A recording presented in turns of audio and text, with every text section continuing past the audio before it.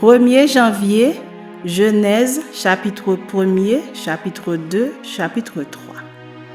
Au commencement, Dieu créa les cieux et la terre. La terre était informe et vide. Il y avait des ténèbres à la surface de l'abîme et l'Esprit de Dieu se mouvait au-dessus des eaux. Dieu dit que la lumière soit, et la lumière fut. Dieu vit que la lumière était bonne, et Dieu sépara la lumière d'avec les ténèbres. Dieu appela la lumière jour, et il appela les ténèbres nuit. Ainsi, il y eut un soir et il y eut un matin, ce fut le premier jour. Dieu dit qu'il y ait une étendue entre les eaux et qu'elle sépare les eaux d'avec les eaux. Et Dieu fit l'étendue et il sépara les eaux qui sont au-dessous de l'étendue d'avec les eaux qui sont au-dessus de l'étendue. Et cela fut ainsi. Dieu appela l'étendue ciel. Ainsi, il y eut un soir et il y eut un matin, ce fut le second jour. Dieu dit que les eaux qui sont au-dessous du ciel se rassemblent en un seul lieu et que le sec paraisse. Et cela fut ainsi. Dieu appela le sec terre et il appela la masse des eaux mer. Dieu vit que cela était bon. Puis Dieu dit que la terre produise de la verdure, de l'herbe portant de la semence, des arbres fruitiers donnant du fruit selon leur espèce, et ayant en eux leur semence sur la terre. Et cela fut ainsi. La terre produisit de la verdure, de l'herbe portant de la semence selon son espèce, et des arbres donnant du fruit et ayant en eux leur semence selon leur espèce. Dieu vit que cela était bon. Ainsi, il y eut un soir et il y eut un matin, ce fut le troisième jour. Dieu dit qu'il y ait des luminaires dans l'étendue du ciel pour séparer le jour d'avec la nuit, que ce soit des signes pour marquer les époques, les jours et les années, et qu'ils servent de luminaires dans l'étendue du ciel pour éclairer la terre. Et cela fut ainsi. Dieu fit les deux grands luminaires, le plus grand luminaire pour présider au jour et le plus petit luminaire pour présider à la nuit. Il fit aussi les étoiles. Dieu les plaça dans l'étendue du ciel pour éclairer la terre, pour présider au jour et à la nuit et pour séparer la lumière d'avec les ténèbres. Dieu vit que cela était bon. Ainsi, il y eut un soir et il y eut un matin, ce fut le quatrième jour. Dieu dit que les eaux produisent en abondance des animaux vivants et que des oiseaux volent sur la terre vers l'étendue du ciel. Dieu créa les grands poissons et tous les animaux vivants qui se meuvent et que les eaux produisirent en abondance selon leur espèce. Il créa aussi tout oiseau ailé selon son espèce. Dieu vit que cela était bon. Dieu les bénit en disant: soyez féconds, multipliez et remplissez les eaux des mers, et que les oiseaux multiplient sur la terre. Ainsi, il y eut un soir et il y eut un matin, ce fut le cinquième jour. Dieu dit que la terre produise des animaux vivants selon leur espèce, du bétail, des reptiles et des animaux terrestres selon leur espèce, et cela fut ainsi. Dieu fit les animaux de la terre selon leur espèce, le bétail selon son espèce et tous les reptiles de la terre selon leur espèce. Dieu vit que cela était bon.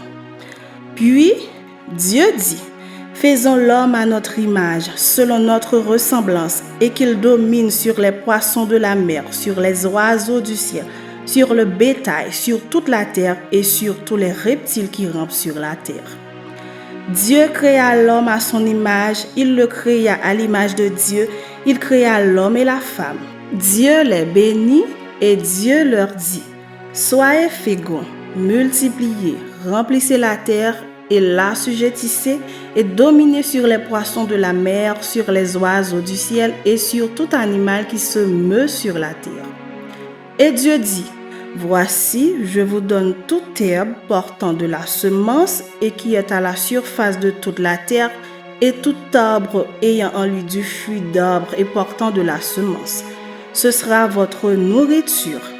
Et à tout animal de la terre, à tout oiseau du ciel et à tout ce qui se meut sur la terre, ayant en soi un souffle de vie, je donne toute herbe verte pour nourriture. Et cela fut ainsi. Dieu vit tout ce qu'il avait fait et voici, cela était très bon. Ainsi, il y eut un soir et il y eut un matin, ce fut le 6e jour. Chapitre 2. Ainsi furent achevés les cieux et la terre et toute leur armée. Dieu acheva au 7e jour son œuvre qu'il avait faite, et il se reposa au 7e jour de toute son œuvre qu'il avait faite. Dieu bénit le 7e jour et il le sanctifia parce qu'en ce jour il se reposa de toute son œuvre qu'il avait créée en la faisant. Voici les origines des cieux et de la terre quand ils furent créés. Lorsque l'Éternel Dieu fit une terre et des oiseaux, aucun arbuste des champs n'était encore sur la terre et aucune herbe des champs ne germait encore. Car l'Éternel Dieu n'avait pas fait pleuvoir sur la terre et il n'y avait point d'homme pour cultiver le sol. Mais une vapeur s'éleva de la terre et arrosa toute la surface du sol. L'Éternel Dieu forma l'homme de la poussière de la terre, il souffla dans ses narines un souffle de vie et l'homme devint un être vivant. Puis l'Éternel Dieu planta un jardin en Éden du côté de l'Orient et il y mit l'homme qu'il avait formé. L'Éternel Dieu fit pousser du sol des arbres de toute espèce, agréables à voir et bons à manger, et l'arbre de la vie au milieu du jardin et l'arbre de la connaissance du bien et du mal. Un fleuve sortait d'Éden pour arroser le jardin et de là il se divisait en 4 bras. Le nom du premier est Pishon, c'est celui qui entoure tout le pays de Havila où se trouve l'or. L'or de ce pays est pur. On y trouve aussi le bdellium et la pierre d'onyx. Le nom du second fleuve est Gihon, c'est celui qui entoure tout le pays de Cush. Le nom du troisième est Hiddekel, c'est celui qui coule à l'orient de la Syrie. Le 4e fleuve, c'est l'Euphrate. L'Éternel Dieu prit l'homme et le plaça dans le jardin d'Éden pour le cultiver et pour le garder. L'Éternel Dieu donna cet ordre à l'homme: tu pourras manger de tous les arbres du jardin, mais tu ne mangeras pas de l'arbre de la connaissance du bien et du mal, car le jour où tu en mangeras, tu mourras. L'Éternel Dieu dit: il n'est pas bon que l'homme soit seul. Je lui ferai une aide semblable à lui. L'Éternel Dieu forma de la terre tous les animaux des champs et tous les oiseaux du ciel, et il les fit venir vers l'homme pour voir comment il les appellerait, afin que tout être vivant portât le nom que lui donnerait l'homme. Et l'homme donna des noms à tout le bétail, aux oiseaux du ciel et à tous les animaux des champs. Mais pour l'homme, il ne trouva point d'aide semblable à lui. Alors l'Éternel Dieu fit tomber un profond sommeil sur l'homme qui s'endormit. Il prit une de ses côtes et referma la chair à sa place.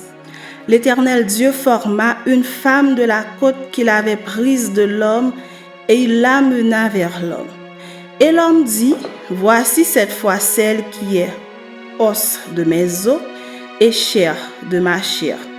On l'appellera femme parce qu'elle a été prise de l'homme. C'est pourquoi l'homme quittera son père et sa mère et s'attachera à sa femme et ils deviendront une seule chair. L'homme et sa femme étaient tous de nus et ils n'en avaient point honte. Chapitre 3. Le serpent était le plus rusé de tous les animaux des champs que l'Éternel Dieu avait fait. Il dit à la femme: Dieu a-t-il réellement dit: vous ne mangerez pas de tous les arbres du jardin? La femme répondit au serpent: nous mangeons du fruit des arbres du jardin, Mais quant au fruit de l'arbre qui est au milieu du jardin, Dieu a dit, vous n'en mangerez point et vous n'y toucherez point, de peur que vous ne mouriez. Alors le serpent dit à la femme, vous ne mourrez point. Mais Dieu sait que le jour où vous en mangerez, vos yeux s'ouvriront et que vous serez comme des dieux, connaissant le bien et le mal. La femme vit que l'arbre était bon à manger et agréable à la vue et qu'il était précieux pour ouvrir l'intelligence. Elle prit de son fruit et en mangea. Elle en donna aussi à son mari qui était auprès d'elle et il en mangea.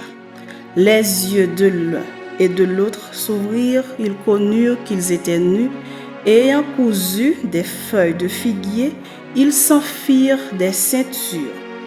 Alors ils entendirent la voix de l'Éternel Dieu qui parcourait le jardin vers le soir, et l'homme et sa femme se cachèrent loin de la face de l'Éternel Dieu au milieu des arbres du jardin. Mais l'Éternel Dieu appela l'homme et lui dit, « Où es-tu » Il répondit, « J'ai entendu ta voix dans le jardin et j'ai eu peur parce que je suis nu et je me suis caché. » Et l'Éternel Dieu dit, « Qui t'a appris que tu es nu? Est-ce que tu as mangé de l'arbre dont je t'avais défendu de manger? » L'homme répondit, « La femme que tu as mise auprès de moi m'a donné de l'arbre et j'en ai mangé. » Et l'Éternel Dieu dit à la femme, « Pourquoi as-tu fait cela? » La femme répondit, « Le serpent m'a séduite et j'en ai mangé. » L'Éternel Dieu dit au serpent, « Puisque tu as fait cela, tu seras maudit entre tout le bétail et entre tous les animaux des champs. Tu marcheras sur ton ventre et tu mangeras de la poussière tous les jours de ta vie. Je mettrai inimitié entre toi et la femme, entre ta postérité et sa postérité. Celle-ci t'écrasera la tête et tu lui blesseras le talon. » Il dit à la femme, « J'augmenterai la souffrance de tes grossesses, tu enfanteras avec douleur et tes désirs se porteront vers ton mari, mais il dominera sur toi. » Il dit à l'homme, « Puisque tu as écouté la voix de ta femme et que tu as mangé de l'arbre au sujet duquel que je t'avais donné cet ordre, tu n'en mangeras point. Le sol sera maudit à cause de toi. C'est à force de peine que tu en tireras ta nourriture tous les jours de ta vie. Il te produira des épines et des ronces et tu mangeras de l'herbe des champs. C'est à la sueur de ton visage que tu mangeras du pain jusqu'à ce que tu retournes dans la terre d'où tu as été pris, car tu es poussière et tu retourneras dans la poussière. » Adam donna à sa femme le nom d'Ève, car elle a été la mère de tous les vivants. L'Éternel Dieu fit à Adam et à sa femme des habits de peau, et il les en revêtit. L'Éternel Dieu dit, « Voici l'homme est devenu comme l'un de nous pour la connaissance du bien et du mal. Empêchons-le maintenant d'avancer sa main, de prendre de l'arbre de vie, d'en manger et de vivre éternellement. » Et l'Éternel Dieu le chassa du jardin d'Éden pour qu'il cultivât la terre d'où il avait été pris. C'est ainsi qu'il chassa Adam et il mit à l'orient du jardin d'Éden les chérubins qui agitent une épée flamboyante pour garder le chemin de l'arbre de vie.